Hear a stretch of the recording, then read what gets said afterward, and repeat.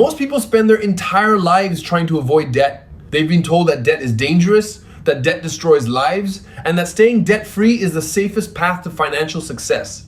But what if I told you that some of the wealthiest people on earth actively use debt to get richer? Not because they're reckless, not because they can't afford things, but because they understand something most people never learn. And here's the strange part. The same tool that keeps millions trapped financially is often the exact tool that helps build massive wealth.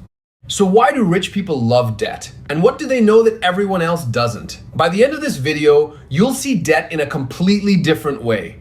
Imagine two people, Ryan and Olivia. Both have exactly $100,000. Ryan decides to play it safe. He keeps his money in the bank and avoids debt completely. Olivia thinks differently. Instead of using only cash, she buys an investment property worth $500,000. She uses her $100,000 as a down payment and borrows the remaining $400,000.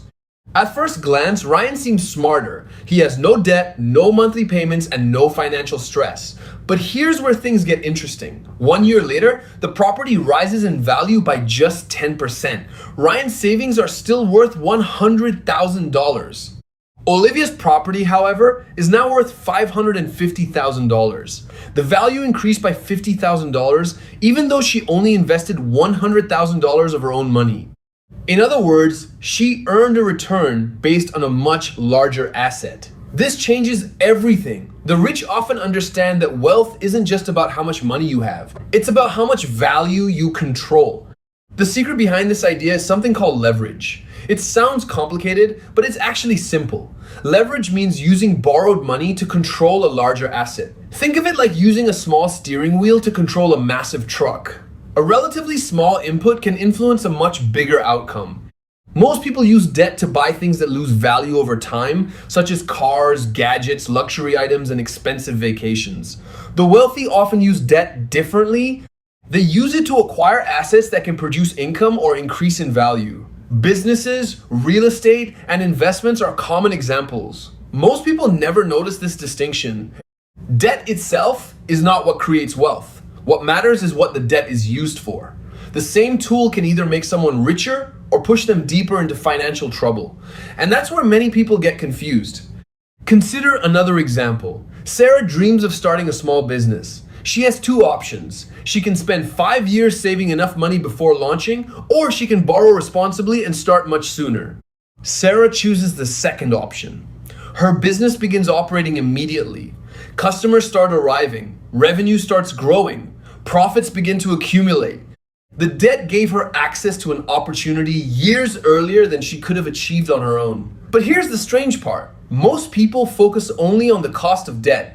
They rarely think about the cost of waiting. Every year spent delaying an opportunity can mean lost income, lost experience, and lost growth. What opportunities disappear while you're standing still? What investments never happen? What businesses never get built? Sometimes the biggest financial cost isn't interest. Sometimes it's delay.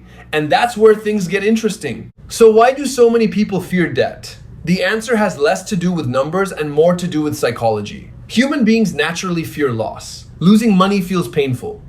In fact, many studies suggest that people feel the pain of losses more strongly than the pleasure of gains. Because of this, debt creates emotional discomfort. Even when the numbers may make sense, the feeling of owing money can trigger fear. Wealthy people often approach debt from a different angle. Instead of asking, how much does this debt cost? They ask, what can this debt help me earn? That simple shift changes everything. One mindset focuses on risk alone. The other evaluates both risk and opportunity. This doesn't mean wealthy people borrow blindly. Far from it.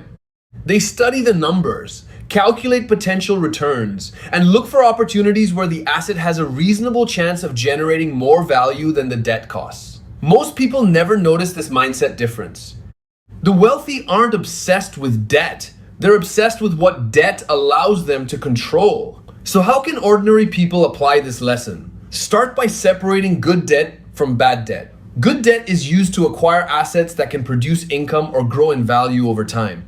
Bad debt is typically used for consumption, things that lose value and provide no financial return. Next, Ask whether the asset you're considering can realistically outperform the cost of borrowing.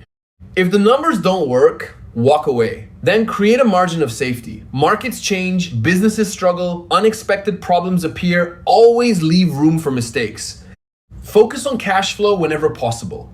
Ideally, the asset should generate money rather than constantly taking money out of your pocket.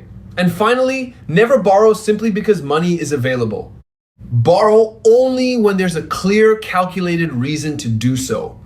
Most people never follow this process, which is why debt often becomes a burden rather than a tool.